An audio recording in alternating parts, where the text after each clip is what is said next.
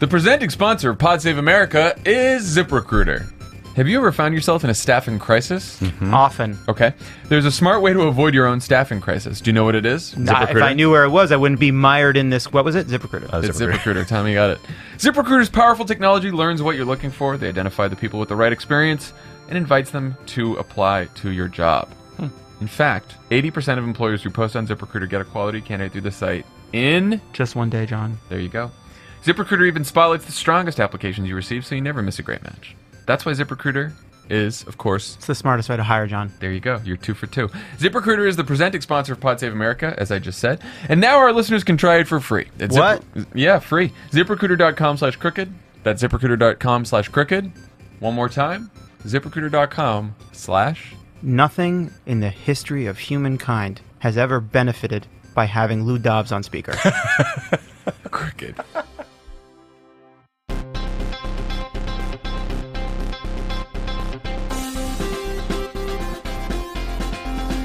Welcome to Pod Save America. I'm John Favreau. I'm John Lovett. I'm Tommy Vitor. On the pod today, we'll have Tommy's interview with community activist Barry Axius about the protests in Sacramento over the shooting of Stephon Clark. Then later, we'll be talking to Anna Marie Cox about the brand new season of With Friends Like These. We'll be in Florida later this week. There are still some tickets available. 1 or 2. Just 1 or 2 for Clearwater, for Miami, Miami. and for Orlando. Listen, you're on the fence about coming to Love It or Leave It in Miami. I want you to know that if you're worried about being able to get good seats, put that worry out of your mind. What's in the news, John? Anyway, the news. We're recording this, by the way. I should just talk about the elephant in the room. We're recording this on Monday evening. It's an experiment to see what it would be like to discover we don't like recording on Monday evenings. I'm having a great time. So far, yeah, I Love It has been in a fit today. I don't know about this evening recording. It's been hanging over my head. It cast a pall over the whole day. Anyway, let's talk about the news. So we haven't had a full-blown Trump Twitter meltdown in a while, but we were treated to one on Easter Sunday that has basically lasted through right before we started this podcast. He was still fucking tweeting about immigration. Hey, John. A couple of minutes ago. Hey, yes, John. Yes, John. And nominations. Hey, John, have you heard the good news? That's an Easter thing? Trump is tweeting is the good news. Chris, can you insert a crickets after that joke? Thank you. So in this tweet storm that started on Easter, Trump attacked some of his old favorites. You got Amazon, the FBI, the Department of Justice, CNN, MSNBC. But the real focus was immigration. It seems as if the President of the United States was triggered by a Fox and Friends segment about hundreds of people from Central America who were traveling through Mexico to seek asylum in the United States. Trump said they're coming to take advantage of DACA, which is extra stupid because, dumb. A, he canceled DACA, and B, DACA only applies to the children of immigrants who've been here since 2007. He was confronted with this conundrum today during the Easter egg roll when CNN's Jim Acosta yelled to him, "But Mr. President, didn't you kill DACA?" And then Trump just stared at him and didn't say anything.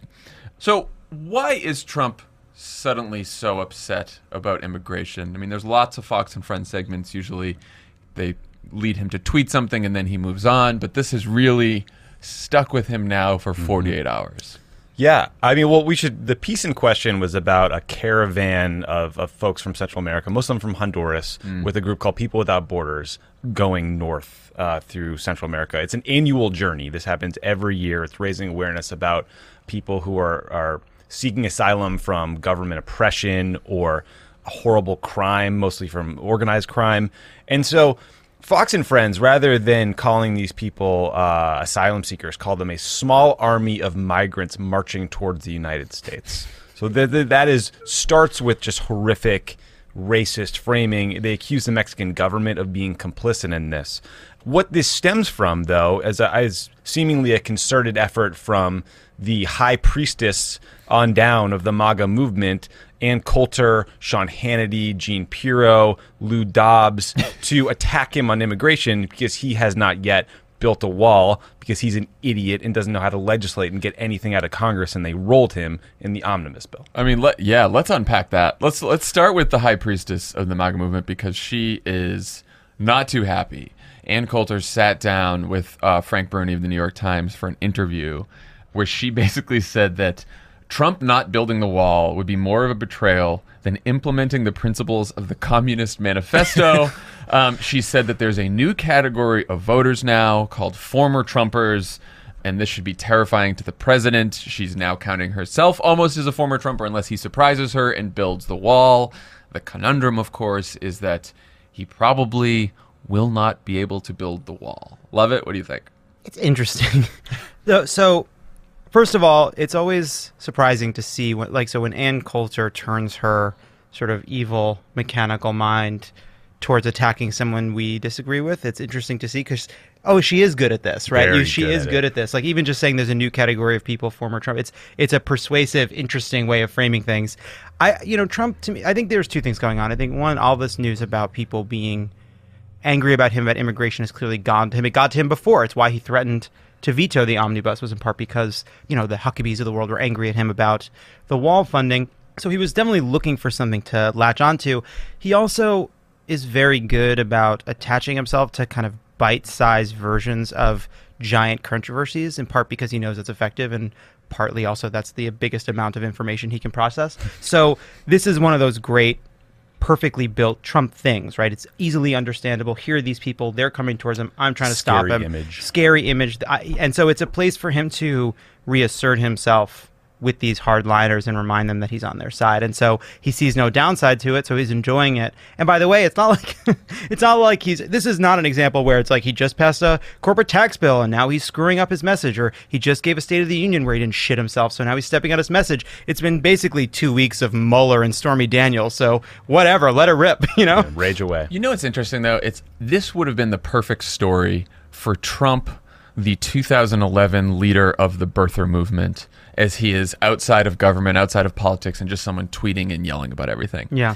You can see the frustration where now he's president of the United States, and all he can do is he can talk about the story, and then he's like, Congress, act, build wall, DACA canceled. Like, he doesn't have any levers to pull because he is not very good at this job. Nope. I mean, he had a chance to build the wall. At one point, Chuck Schumer put the fucking wall on the table if all Trump was willing to do was to offer the Dreamers a path to citizenship. And he didn't take it because Stephen Miller told him, no, that deal's not good enough. We need cuts to legal immigration in addition to getting the wall. You can't just have the wall. And because he scuttled that deal, because Trump said no, now he's come to realize he's never getting the wall because he doesn't have the votes in Congress to get the wall.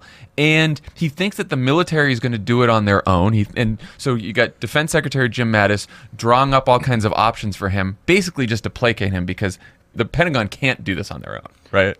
I don't even accept that excuse that, he didn't want to do the deal because Stephen Miller talked him out of it. The thing that you hear from all these stories about what it's like to be in this White House is ultimately Trump is extremely indecisive. Yeah. And deciding to make a deal. Like, I want to come back to it. When he was talking about the omnibus, he made a snarky remark about Obama. He said Obama even signed a bigger one. And then he added a sentence, which was, and I bet he wasn't too happy about it. And it's the only time I've ever seen Donald Trump acknowledge the fact that Barack Obama has an interior life. But even putting that aside, it's a reminder of the fact that he's facing these presidential decisions and deciding to say, to screw Stephen Miller, go against Paul Ryan, go to Chuck Schumer and say, I'll give you DACA, you give me $25 billion. It's the decision only a president can make. There's no one who's going to tell him yes or no. It's a final moment where it comes to him. And I don't think he's up for it. I don't think in that moment he can make that kind of a deal. Just real quick on the High Priestess. Trump's immigration plans were basically plagiarized from her book, which was called Adios America, The Left's Plan to Turn Our Country into a Third World Hellhole. Catchy title. Yeah. She is vile. She peddles hate for a living. But you have to admit, she's playing Trump brilliantly here. She knows where the leverage is. She knows how to play him. She knows how to play the New York Times.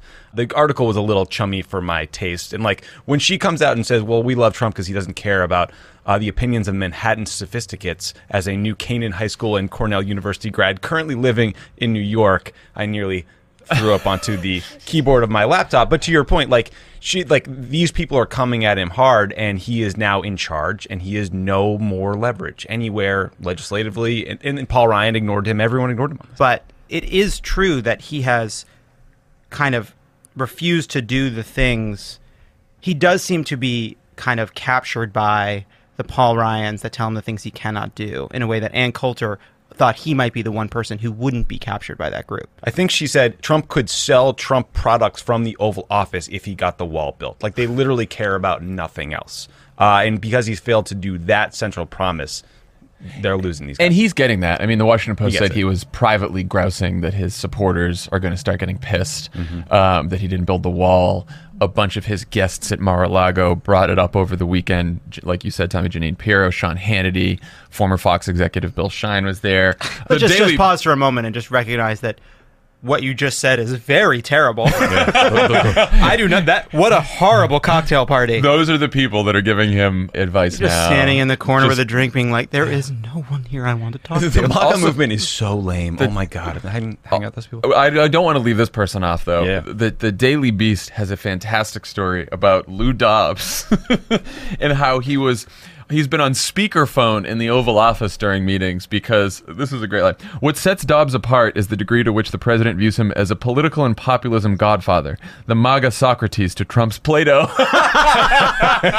Let's just be clear for a second. No one in history has ever looked up to Lou Dobbs. I mean, he was like an also ran CNN idiot. He was a birther. Didn't he leave? He too left during the racist for CNN. He left the doc during the .com bubble. He ran space.com. That was like one of the things he did, and then now he's relegated to Fox Business, which is like the AAA ball of Fox. Right, where he floats trial balloons like the U.S. Marshals should arrest Obama if he criticizes Trump because that's not appropriate. Like, he's just some crazy old lunatic who gets patched into Oval Office phone calls. Yeah. It does seem pretty clear, though, that we are going to, because this is what gets the base up in the morning, at least the MAGA base and Ann Coulter and those people, that all of these candidates, Republican candidates, are going to run on immigration and be talking about immigration and trying to find, not talk about the policy, but trying to find these stories, these vivid stories of caravans or MS-13 or gangs, and they want to run on this from now until November. And I guess the question is, what do Democrats do? What happens with DACA? There's a Bloomberg story today. Jackie Rosen in Nevada said she's discussing it in her race every day. Obviously, there's a big population of Dreamers in Nevada. Ted Cruz, on the other hand, in Texas, is also discussing it in his race every day, thinking that it will energize his base to talk about how he stood against it. So what do you guys think?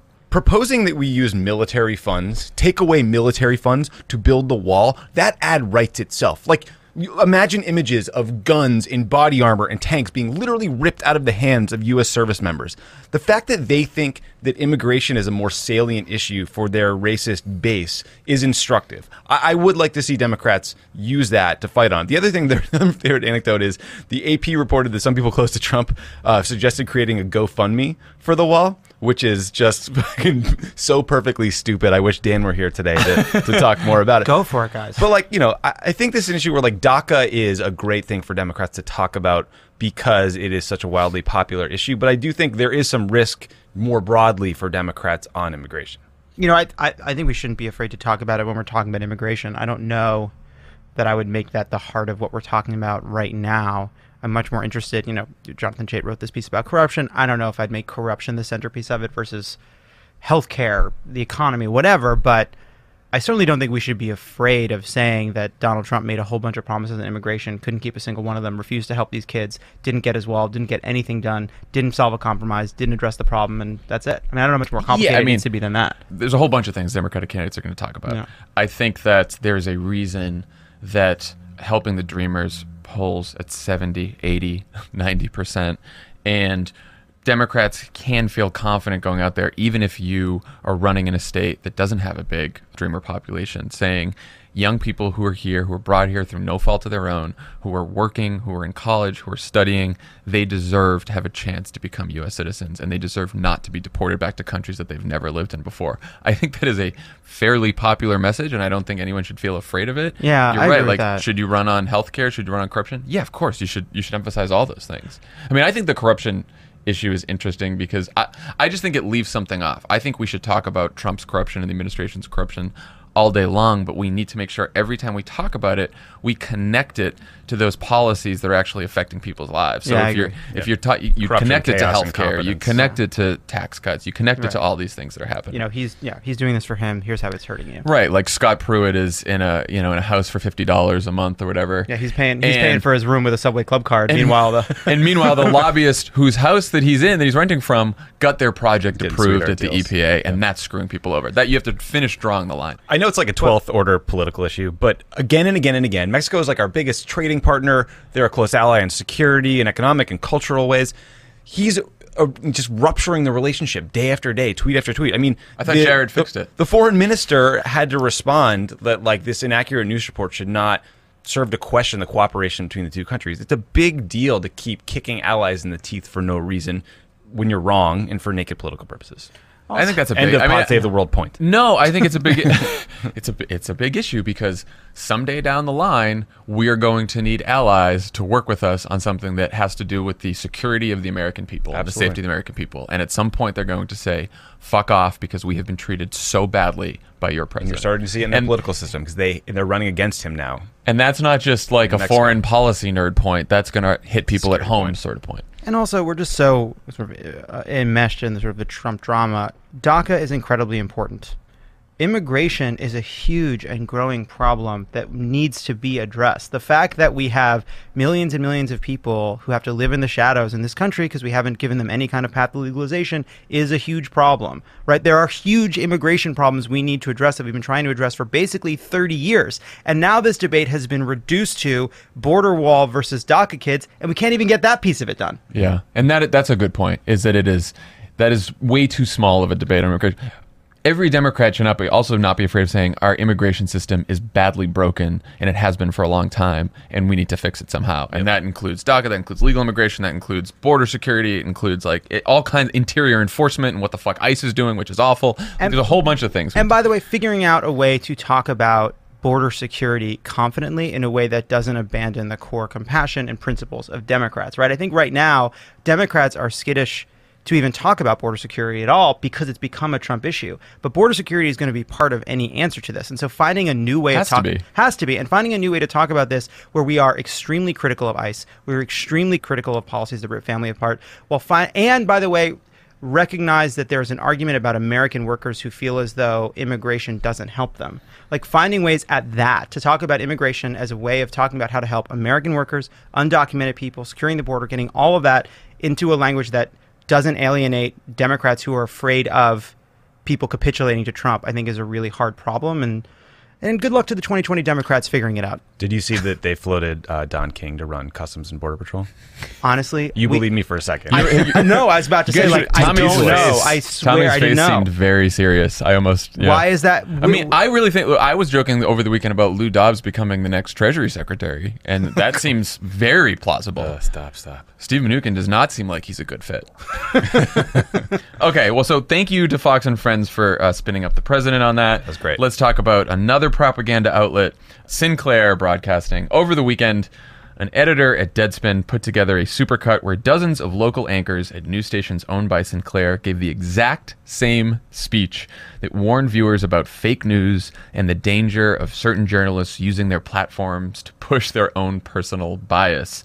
The anchors were ordered to read the speech by Sinclair, and apparently a lot of Sinclair employees were pretty upset.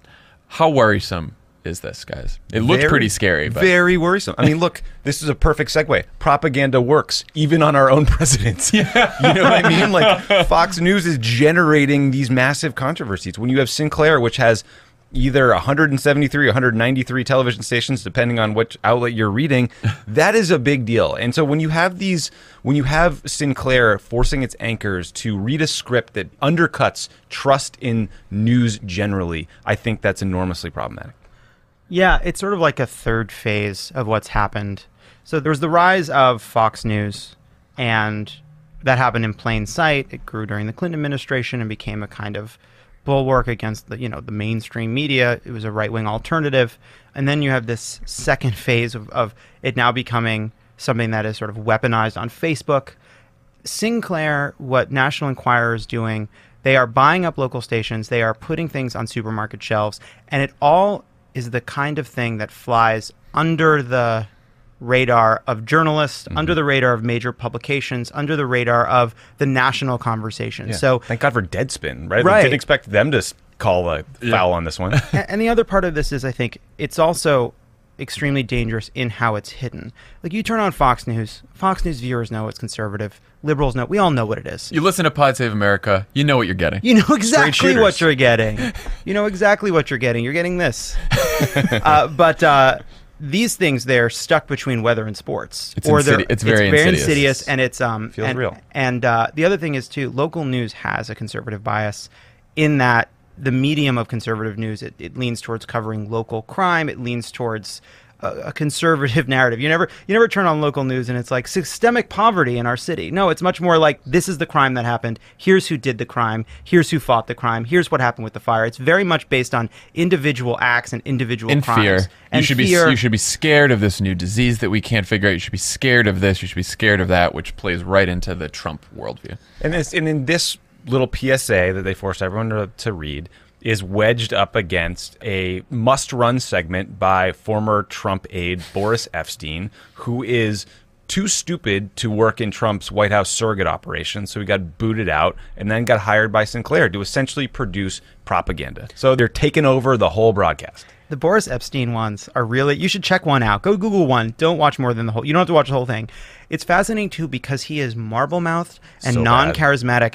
He could not be on television but for the favoritism and corporatism and the need to get a Trump acolyte into this role, which is very Banana Republic. It's very, very developing. Yeah. Like, it's very much like a crony getting a guy in who shouldn't be on television because they just needed that guy in that spot. The other thing that's scary is that they did a study of Sinclair stations versus other stations, and Sinclair stations are starting to cover national politics more and less local news. Mm-hmm. And that's how you sort of know. And the national politics they're covering, of course, the stories they're choosing are stories that have a conservative bent to them. So the history of this. Again, it is, in some ways, it is more insidious than what Fox is doing, because by now everyone knows Sean Hannity and Laura Ingraham and all these people. They know what they're all about.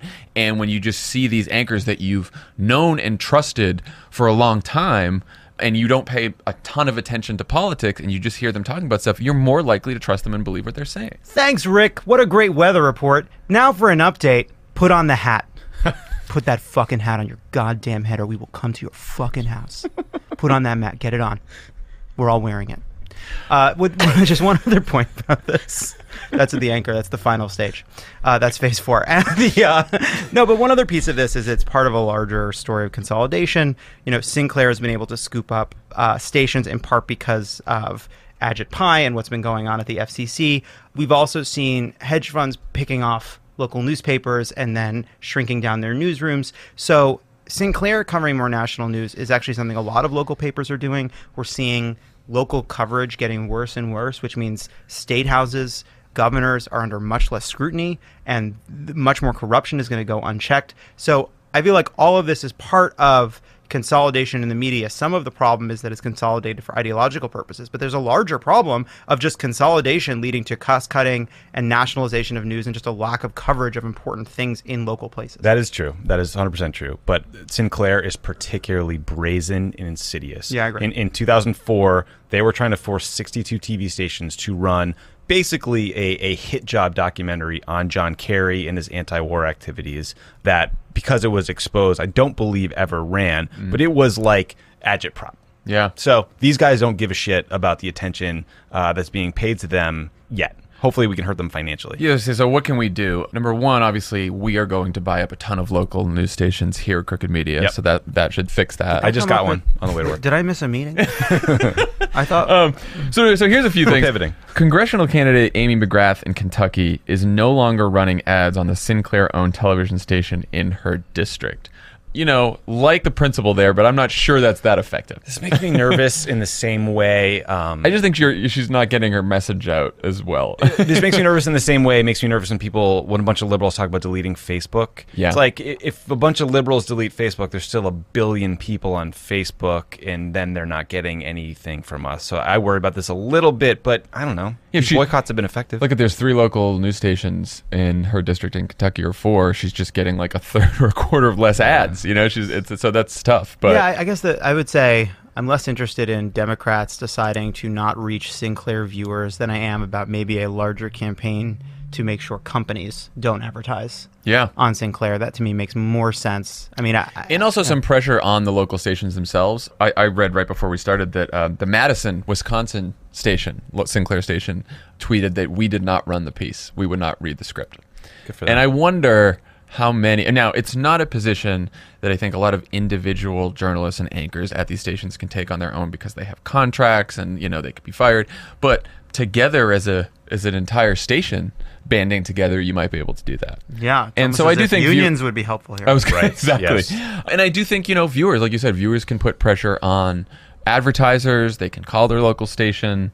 So there are avenues there. Yeah. Speaking of boycotts, advertisers are fleeing from esteemed journalist Laura Ingram's show as she takes a week-long break from the network.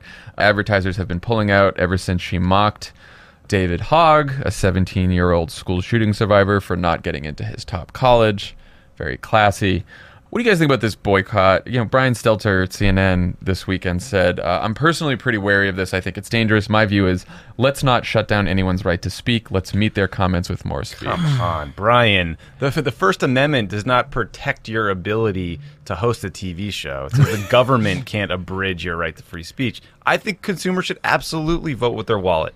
Yeah. So should companies. Companies should have a conscience. My view on this is, if we lost a bunch of advertisers on Pod Save America, I wouldn't think, who are these angry mobs that are shutting down our right to free speech? I'd say, damn, what did we say that was so bad that we lost these advertisers? Maybe we should figure out how to apologize Not and be an get them awful back. person. Right. Like, that would be my first thought. I don't know if I agree. I think we just take the hit. I agree in this case. I think that's right. I think it's ridiculous to say that a group of people coming together to say Laura Ingram's comments are beyond the pale and we think companies shouldn't support that, and getting those companies to withdraw, that is free speech at work. That's how it all works.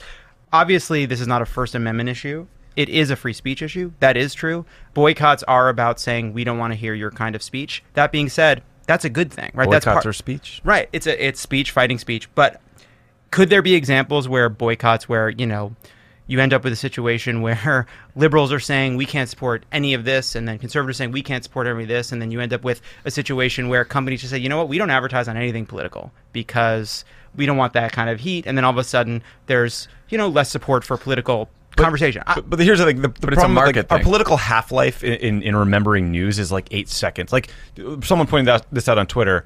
Before the Iraq War, Republicans were encouraging us all to boycott the country of France because they didn't support the worst war in our fucking history. So, like, I'm totally fine with the tit-for-tat nature of boycotts. I also think this is like capitalism at work here. At some point, if companies all decide to do a blanket, like, we're not going to advertise on political shows anymore, some company is going to be like, you know what, there's a whole audience out there that's listening to those political shows that probably fits with the audience that would actually buy our product as well, or our service. So we're going to break that rule and go do it. I just always think that when people make the argument that Brian Stelter made, it is inappropriate because the thing they're worrying about is not happening.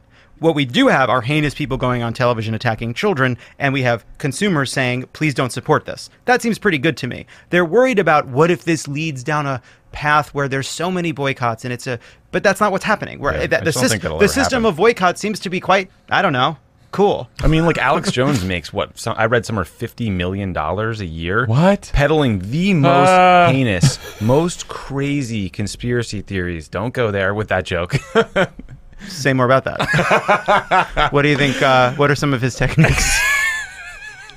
God damn it. He says, like, the most, like, you know, he's someone who's talked about Sandy Hook as a hoax. He's talked about, you know, the Parkland students being crisis actors. I mean, there are truly vile, horrific people out there. And because of the nature of the internet these days, people are more likely to find and believe these types of conspiracies. So I'd like to see a whole lot of voting with your pocketbook, if possible. Well, now a word from our sponsors. We'll be right back with Tommy's interview with community activist Barry Axios.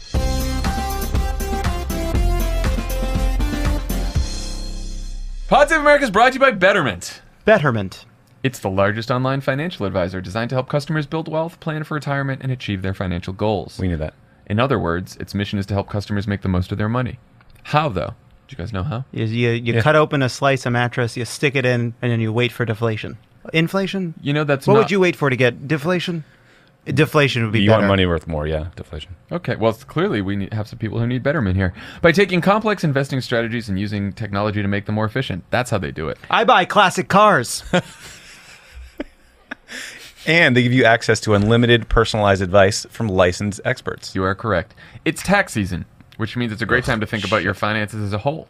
Are you ready for the deadlines coming your way? No. Are you saving as much on taxes as possible? I don't know. I And don't are there know. any accounts that could be working harder for you? That- Accounts? Who's got accounts working for them? What accounts? Oh, No, I guess mean you're like yours. accounts filled with money. Yeah, okay. Betterment is a modern solution to an age-old problem: how to save for a better retirement. Are you on track for the retirement you deserve? Find out with Betterment. They host a suite of tools to help you know whether you're on track to hit your saving and investing goals, and when you need it, their tools and guidance can help you get on track. I don't save for retirement because a witch at a fair told me the day I die. Roll over today and get up to 1 year managed free. Investing involves risk. Pod Save America listeners can get up to 1 year managed free. For She more told me the information, date for each of you too. For more information, visit betterment.com/crooked. That's betterment.com/crooked. Pod Save America is brought to you by Tommy John. Is it? Oh, boy. In case you haven't already heard, Tommy John is the revolutionary men's underwear company that's trying to solve a major problem. What's that? the problem, John? Tens of millions of guys suffering with unsatisfactory, outdated underwear. That's the problem. You know what's interesting? Why would you say tens of millions suffering without when you could say 3.6 billion suffering? You know what I mean? It's like either you have Tommy John or presumably they could claim that you're suffering. How do you arrive at that number? Does that mean everyone but the tens of millions are already wearing Tommy John? But it's not tens of millions because they'll tell the number later. Fascinating discussion. But Tommy John is giving hope to unhappy underwear wearers everywhere. Underwear wearers. That's not an hard easy to one. say. Not an easy one. Underwearers. They've sold more than 4 million pairs of underwear, not to mention more than 1 million undershirts, with 96% of customer reviews 4 stars or above. 4. How's about that? The numbers don't lie. With Tommy John's revolutionary underwear, the legs never ride up, the waistband never rolls down, and wedgies, as we know, are a thing of the past. Like Lou Dobbs. Will Lovett talk about his high school experience here? Probably. No. Good. Plus, their horizontal quick draw fly has been described as life-changing. And of course, all Tommy John... Quick draw fly. And of course, all Tommy John underwear is backed by the best pair you'll ever wear, or its free guarantee. And if you don't love the comfort of Tommy John, it's on them. Tommy John, no adjustment needed. Hurry to TommyJohn.com/crooked for 20% off your first order. That's TommyJohn.com/crooked for 20% off. One more time, TommyJohn.com/crooked. With me today is Barry Axius. He is a Sacramento-based community activist and the founder of Voice of the Youth, which is a mentorship program for young people in Sacramento. Barry, thank you so much for talking with us today. You got my name right. Thank you. Well, we're very grateful to you. So Stephon Clark was killed by police last month. He was 22 years old. He's a father of 2. A recent autopsy showed that he was shot 8 times, mostly in his back. Police said he was armed. He was not. You are one of many people in Sacramento demanding justice. What does getting justice for Stephon and his family mean for you? That's huge. I mean, getting justice actually, it sets a real, I feel, move that can kind of have a ripple effect nationally if there's this big high profile case and we have this young man that gets justice. I mean, I think that it will actually stop a lot of the police killing, because I think what happens with these police killings, the reason why we have so many so often is because no one is held accountable. Mm-hmm. No one is challenged. No one has ever been convicted. I think you only have pretty much one conviction with the Walter Scott case. And in that situation with Walter Scott, the officer, I mean, I want to believe there was a mistrial and they had to kind of do some other stuff. And finally he pleaded guilty or something to that nature. But the process of getting conviction is almost impossible. Mm-hmm. And there have been some high profile cases where you look at the evidence from my standpoint or anyone else who watches this, like, there's no way that this officer is getting away with it. But shoot, 9 times out of 10, I mean, they always get away with it. So what this is going to do, I think is going to show a commitment to the community of Sacramento that we're not going to tolerate racist police. We're not going to tolerate police corruption. We're not going to tolerate folks that are supposed to protect and serve abusing their power and using excessive force when it's unnecessary. So I look at this as a national moment that all eyes are looking at Sacramento, and we have an opportunity to show the world this is how it's supposed to be done. Barry, you were at a town hall meeting in Sacramento at Sacramento City Hall, and you encouraged folks there to point their cell phones at the mayor and the city council and ask a pretty simple question. Does this look like a gun to you? You're echoing the claim by police that Stephon Clark was armed when he was not. He was holding a cell phone. Has anyone, the police, the politicians, actually answered that question? How does a cell phone look like a gun in this situation? I think no one's answered some foolish rhetoric that police made up to cover up.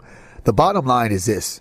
Police have so far often said things to us that have been lies, and we just kind of agree with it because they're the police, right? Right. And that whole theory of I feared for my life, he had a gun, or he had something that looked like a gun, or whatever else they like to do, is kind of creates that cover up. Just think about it. Listen to the video. It says, hands up, gun, gun, gun. Automatically, that creates that narrative that, whoa, this guy had a gun. That's why he got killed. And then when you find out, the reality was he didn't have anything. And so when I said that moment, I just wanted to clearly have the council look at what we are saying. Stop pretending that we're idiots. There's no way that this cell phone looks like a gun. That's a lie. And I don't know what kind of state of mind. I'm really kind of confused what those officers was thinking at that moment. If they were just amped up and they just decided that they say they wanted us to kill a moving target, which was a black man.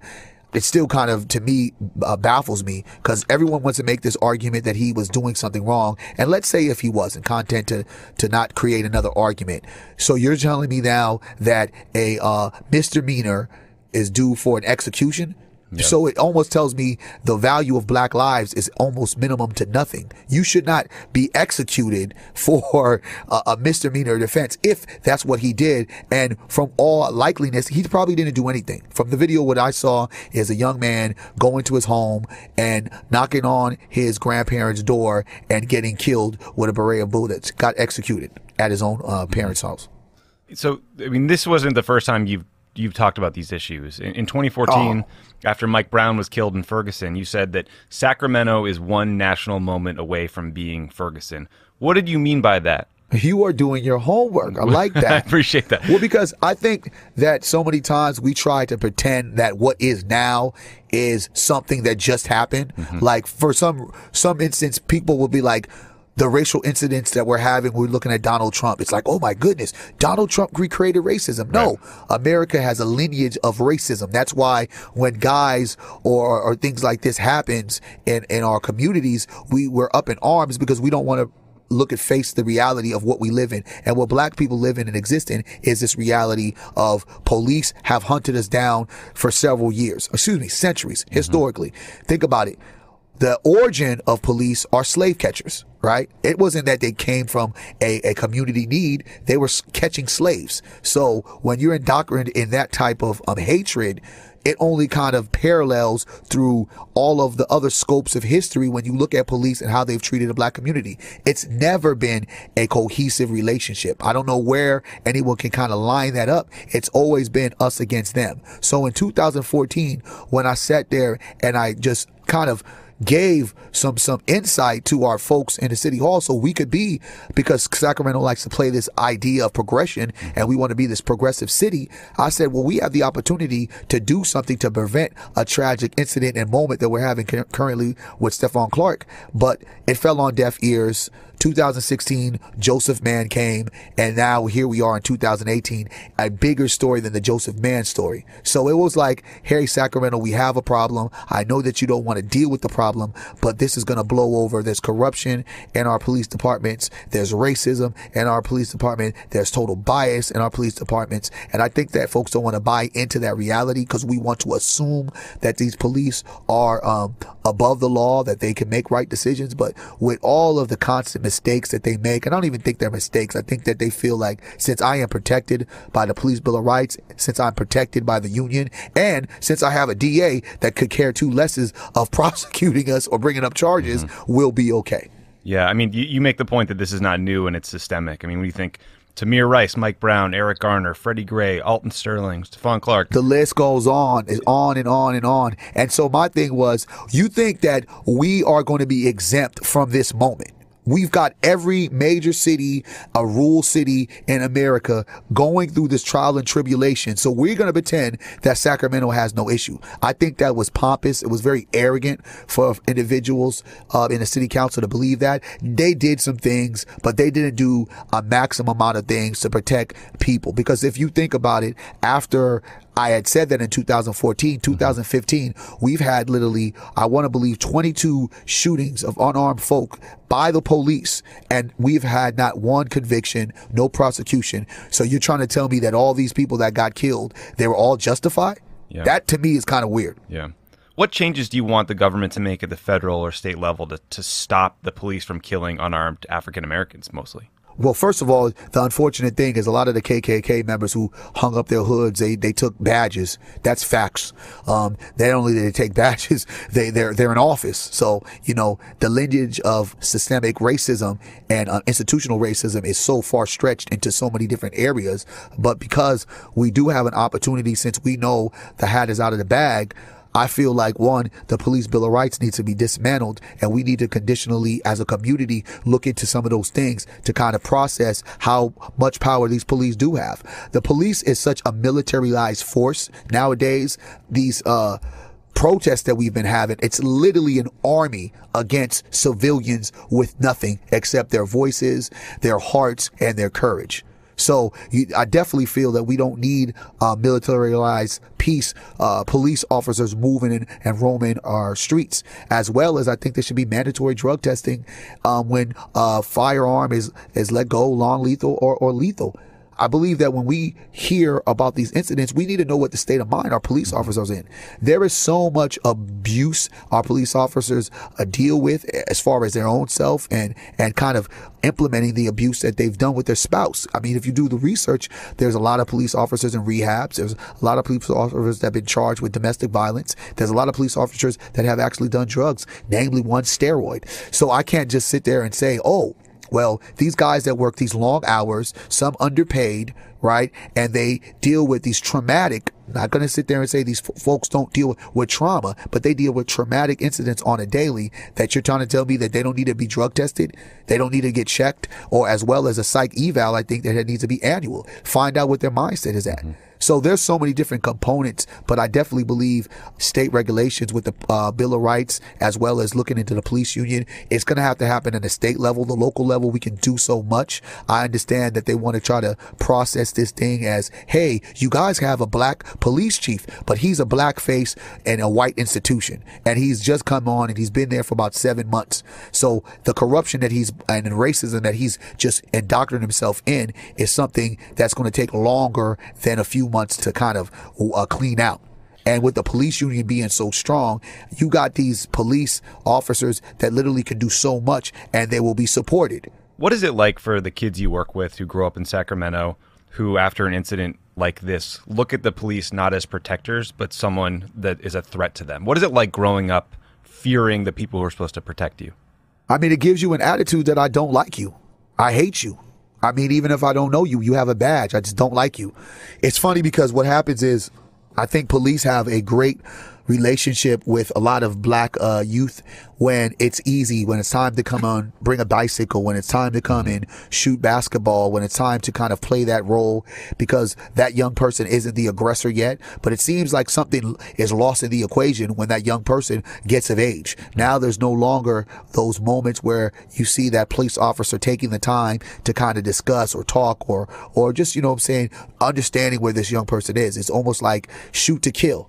And I think that's deafening and it's defining on how the stereotypes and the bias that they have, it creates this complication in a relationship where these police officers are saying to themselves that we want to have this strong relationship with a community, but then at every time where a moment gets aggressive or a moment becomes intense, you barely have police officers not falling back and doing things the right way. You constantly have this aggression that the police officers take as far as with that aggressor. So when you have two aggressive folks going at each other, it's a recipe for disaster. So I look at policing. Of course, there has to be a whole change of training that has to go involved, but I don't even think training is enough, because I think that these guys, they come from different places. I mean, you got a guy that comes from Tennessee to work in Sacramento. You don't know the culture of Sacramento. You know what I'm saying? You know the culture of Tennessee. And however they treat or deem black people in Tennessee, how y'all do stuff may not be the way Sacramento does stuff. So you got that attitude coming to Sacramento, and it kind of creates that unfair and toxic atmosphere that kind of creates moments like Stephon Clark. Yeah. So after the Parkland shooting, there's been this intense focus on the national epidemic of gun violence. There have been marches. They've been very active in the media. How do activists make sure that the issue of police shootings are part of this conversation, and that we're being honest about the role that race plays in the killing of these African-American men? We don't ever want to be honest about race, man. We don't. Come on. It's this whole thing is documented by white privilege, and white privilege matters in America. Black lives don't. I mean, I salute those young warriors. Hey, salute.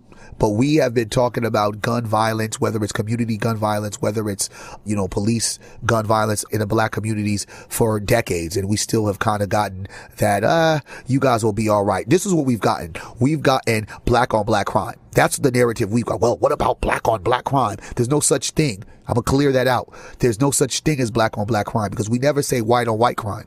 We never say Asian on Asian crime. The only thing about it is creates a narrative, an unfair narrative, that black people are the only people killing each other, right? But everybody does that. You could do the records and you could do the data on that folks feel more comfortable taking each other out that they know.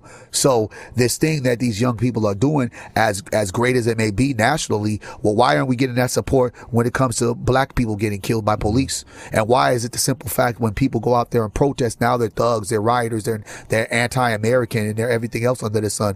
Why don't we get that kind of press to show our plight of trying to make change? Why is it always that it's us evil, uncharacteristic, un-American, and uncivil people roaming the streets trying to disrespect police?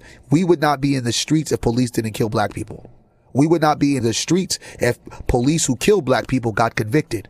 I mean, this has been an American problem. And if you want to sit there and kind of minimize the fact that we're living in this era where in 2018, we're still talking about race, we're still talking about police brutality, all these things that my ancestors lived through and had fought, and where it was like pretty much legal at one particular time to kill black people, and now it's deemed illegal, but it's still legally happening. It frustrates me, because you can have a white male kill 17 people, come out and get handcuffed, and even officers be afraid to go and arrest him. And he's in jail. He's going to get his due process. He's going to get his day in court. And a black person can wear a hoodie. A black person can have Skittles. A black person can have a fake gun. A black person can drink in Arizona, right? And be in the wrong neighborhood, go for their license, sell CDs, whatever, be with their family, whatever, knock on the door to ask for help, and they still get executed by police. Yeah. That to me, my friend, is absolute craziness. And if anybody because I'm on Twitter and I constantly get these racist rogues coming in and trying to put a spin on the Stephon Clark case. And when people sit there and tell me that he was breaking the law, it just tells me how demonic and how sick and how insane and how uncompassionate folks are with black lives when it pertains to a young man who got killed. If he was doing a crime, it would have been a misdemeanor. Yeah. So the volume of us having to change the idea of how people look at black folks is we need a conviction. That's the only way. Police need to start being charged, and they need to be held accountable. That's the only way ideas and folks will stop using the law on their side and creating these heinous acts. So since this horrific shooting, you and Black Lives Matter and a whole bunch of protesters in Sacramento have done a really incredible job of keeping this story in the news, raising awareness, including by stopping traffic or preventing an NBA game from happening. What else should we expect to see out of Sacramento to keep awareness up? And how can people listening help you guys push to get the justice you're looking for? Well, I think the NBA one was the best one. I think that was an epic historical moment that I feel that somebody will copycat eventually. And I think that folks are going to pay attention. And I think we'll be talking about this for years to come, because what we did is we inconvenienced not only the fans, but what we did is we took money from a infrastructure, right? And I say it's all connected to white supremacy. I mean, the owner is cool, but I'm not saying that he has ties to white supremacy, but it's a system, right? Mm-hmm. We're all in this system that all realize if it's not white supremacy, it's the 1%ers, right? So that moment that we did, and it was so organic how we shut down Sacramento, it was about creating this lens for the people to see if we just take back what is ours, which is the power, we could shut down their systems. So that was just kind of like a preview, to be honest with you. When you have a place that seats 17,000 plus, and there was less than 1,000 concession stands, merchandise, restaurants, right? You still got to pay those people working. You still have to refund. If that wasn't an economic punch in the face, I don't know what was. Right. And I think that right there, it spoke volumes to what the people will do to say there is a problem with this system. This system is not for everyone. This system has been oppressing people. So I think when you talk about what's next, there's so many different things, because we're just not coming from an aspect of, okay, we're just going to protest and we're just going to annoy folks, or we just want to protest, we just want to yell, we want to protest and be in cops' face. That's not it. It's the fact that we know that there's going to be systematic changes that need to happen ASAP, as well as policies changed in the policing. So by raising this awareness, by me even talking to you, if we didn't pull a move like that, if we didn't go 10 days straight, yesterday was probably the only day that we didn't protest. Some folks were celebrating, chasing down the white bunny. I wasn't. I was just kind of like, good, let me chill out. Right. But I think it opens up the idea of what really change could be. And change isn't comfortable, but change is necessary. So I feel like what is to come, it depends on what is actually the police going to say. What's SAC PD going to say? Because there's so much more to this story that is yet to come out. You see the autopsy and how we moved from with the autopsy. We just buried the young man. So now it's waiting for the DA. What you going to do? You going to put some charges out there? What are you going to do? Mm-hmm. What are you going to sit there and say now? What story are you going to flip? April 10th, I know the chief of police has to give a report, and the city council members, especially the mayor, has some questions. So a lot of this stuff evolves around what is going to be their next move. I do know that we're going to continue to pressure on the DA. I'll let you know if she's listening to it, or anybody or her correspondents are listening to it. We are making it known that she will not be reelected. If there's a mission that we are all taking on as community organizers and folks that are on the ground, we are making sure that she does not get reelected. That's on the top of our Christmas list. Right. She has to pay.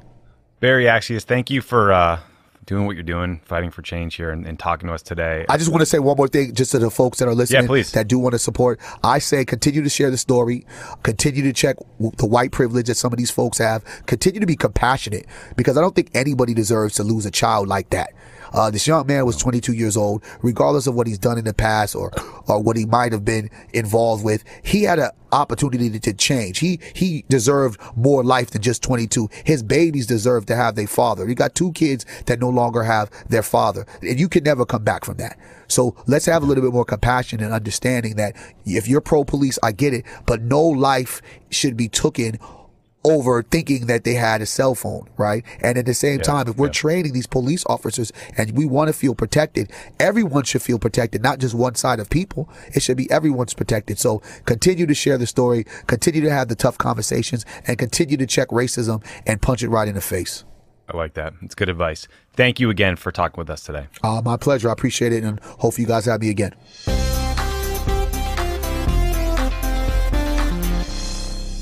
Fight Time America is brought to you by Squarespace.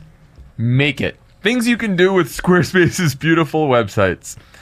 Turn your cool idea into a new website. Like Crooked.com. Showcase your work. Sell products and services of all kinds. Announce an upcoming event or special project. We're going to find out that this is the first ad ever written by a computer. Oh, that's possible. Ooh. It seems like it was like, there are those paintings of people that are artificially intelligence paintings. I did not know that that. they look kind of like people, but then they're weird in some way. That's this. Think it, dream it, make it with Squarespace. Squarespace does this by giving you beautiful templates created by world-class designers, templates that are optimized for mobile right out of the box. Powerful e-commerce functionality that lets you sell anything online and built-in search optimization. Make it yourself. Easily create a website by yourself. Make it stand out. Stand out with a beautiful website. Go to squarespace.com for a free trial, and when you're ready to launch, use the offer code CROOKED to save 10% off your first purchase of a website or domain. Squarespace.com, promo code CROOKED. And, of course, Pod Save America is brought to you, our friends, by the Cash App. The Cash App. It is the fastest and easiest way to pay people back and to get paid back in return. You know what? I'm going to try reverse psychology. Maybe people should switch, but they don't have to. He doesn't even care. Do it, don't do it, whatever. I don't even care if you get $5 or if $5 goes to Moms Demand Action. We're sick of asking. Whatever. I would like you guys to do it. I'm not even mad anymore. I'm gonna be a contrarian here. Change, don't change. I'm sick of trying to help you. We have this conversation week after week after week, and I think that you think that it'll just keep happening. That somehow, I feel like this is a scene from Groundhog Day when Bill Murray is like, it's like late in the movie. Yeah, you think that He's you like, can I just do this every day. You think that I'm just gonna be here doing this for you forever, so that when you get around to it, I'll just be here waiting to tell you what to do. But you know what? I'm sick of it. Anyway, you put in the code PODSAVE. $5 goes to you. $5 goes to Moms Demand Action, raising a lot of money for the gun control movement. So please, download the Cash App today. Don't make him ask again. On the pod today, we have the host of Crooked Medias with Friends Like These, Anna Marie Cox. Anna, welcome back to the program.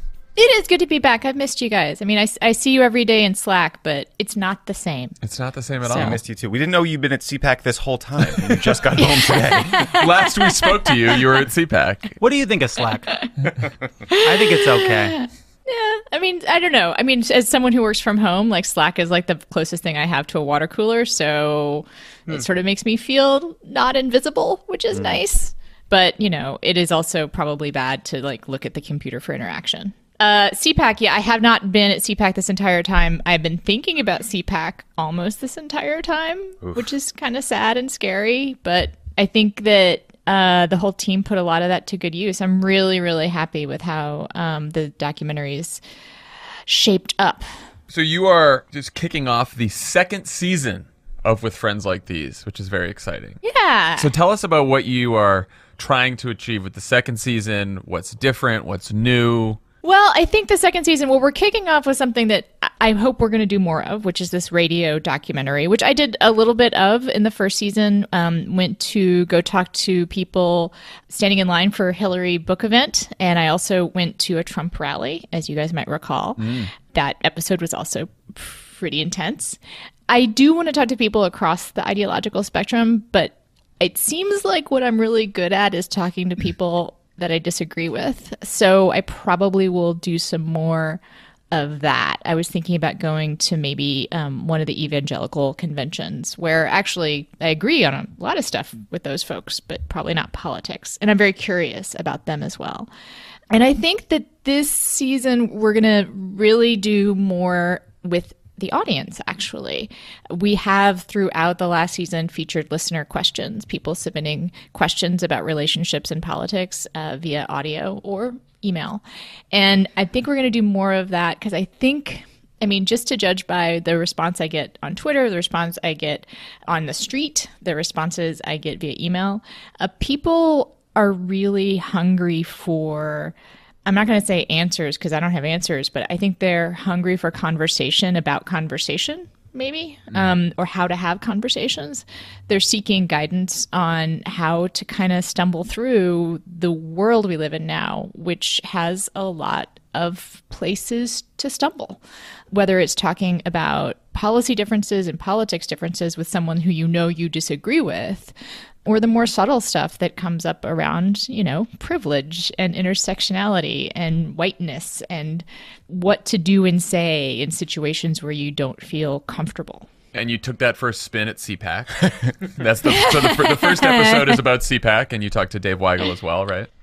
Yep. And the second episode is about CPAC as well. Hopefully, we're still putting it together. It's a little bit more looking forward about what might come from CPAC. This was a real kind of postcard from it as it is today, which was a real surprise to me. I tell this story in the episode, but I've been going to CPAC for over 10 years, and I've always found the people there to be, I disagree with them, but there was something kind of noble about their misguided ambitions in a way. Like, they were idealists, and I really identify with idealists. And while there have always been racists there as well and sexists there as well, this past year was the first CPAC I've been to in the Trump era, and I didn't have to look for the racists and the sexists. Do you think that it's drawing different people, or do you think Trump has permission for the same people to tell you more about themselves? I think it's a little of both. I do think it's different people. I think there are different kinds of young people attracted to the conservative movement right now. I think the conservative movement of the past 10 years or so, for one thing, there was a real libertarian aspect to it. The Ron Paul era of American conservatism, which didn't ever get he never gathered much steam. But if you went to CPAC, you would have sworn he was going to be the next president. Yeah. Ron Paul and Rand Paul won CPAC straw polls year after year after year. And to me, I've always found something kind of like I said, sort of misguided but sweet about libertarians. They believe in the market. It's cute, right? And usually they're kind of gamer types, who do speech and debate. And those are the guys that I went to high school with and actually really, were my friends in high school. So I felt like I understood them. And these guys might be speech debate gamer types as well, but there's a cruel streak to them that I do not remember from my general sense of attendees in the past. Yeah, no, I totally agree with you. You see that online all the time. It's the alt-right as their reason for being is triggering liberals, and they're everywhere. But it's not what was amazing about the episode to me is it's not you sought out just people in MAGA hats with divisive rhetoric on a sign. You pulled a young woman over to talk to you because she was dressed cool and seemed young and interesting, and all of a sudden she was telling you wildly racist things and about how women I want a white work. supermajority. My jaw dropped listening to this. Yeah, I almost wish I could have run the entire interview with her because she was dressed kind of like a riot girl, which was my jam, back in the day. I totally had some of those same, pieces of clothing in my wardrobe when I was a kid. And so I pulled her aside and before I turned on the microphone, she actually did this thing. She was like, "Oh, I'm not very articulate. I don't know if I want to do this. I always screw things up." And I actually gave her this little feminist pep talk about don't talk down about yourself. You can do this. Probably a mistake, Anna. Gonna say that. There's only so many of those you get to give. Yeah, then Lenny Reifstahl showed up and just let rip. Lenny Reifstahl meets the Lenny letter. That was her. Yes. That's funny. That's good. Ooh, this is some erudite stuff. Yeah. And she was a racist. Not just a racist. She was a white supremacist. Yeah. And then I talked to a young Muslim woman who was pro-Muslim ban. I wasn't pulling people aside who necessarily had MAGA hats on. I was just kind of somewhat randomly. I wanted to make sure to get a lot of women, right?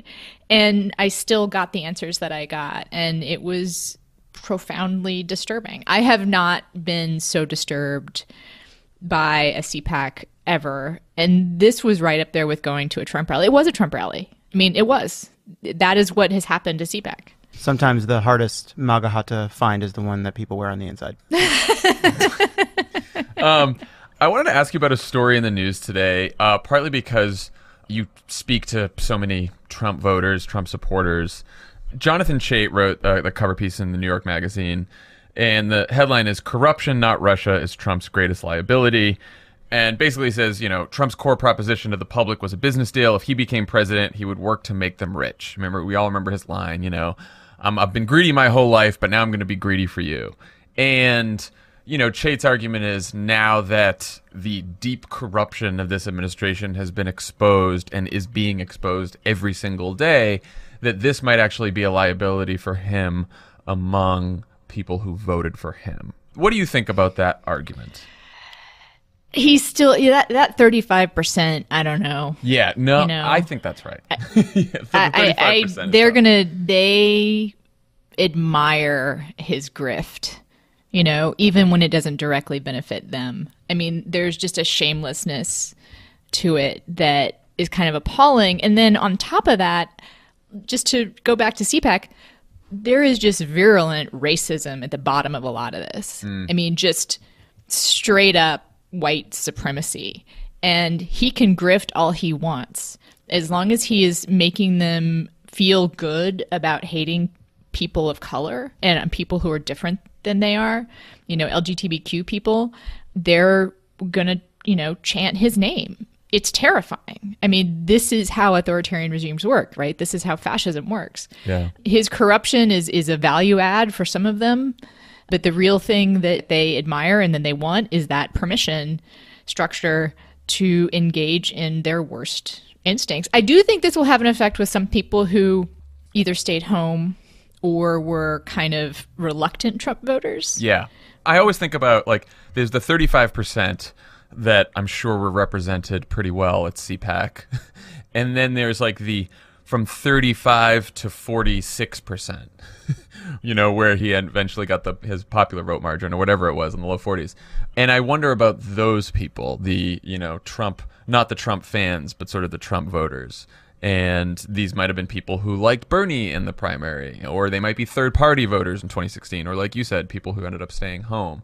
And I do wonder if the corruption message with them has some pull. I think it does. But, I've been listening to a lot of podcasts about actually social psychology lately, and a lot about why people disagree and why people believe what they do. And there's just a ton of social science that shows that people dig in on their beliefs. That's how we're wired. Basically. Yeah. We are wired, to recognize patterns and to be fearful.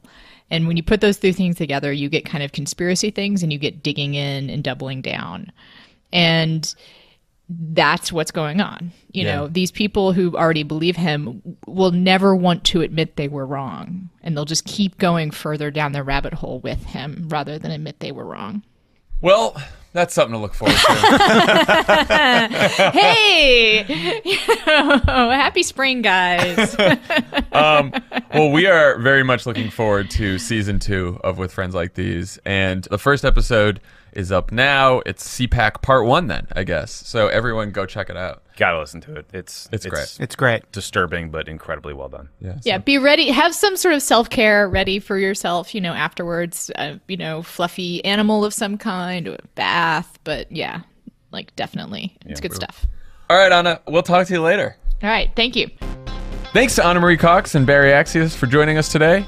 That's all we have. We'll be in Clearwater Thursday night, and that pod will be out first thing Friday morning. Second, we download it from that jet ski. Bye, everyone.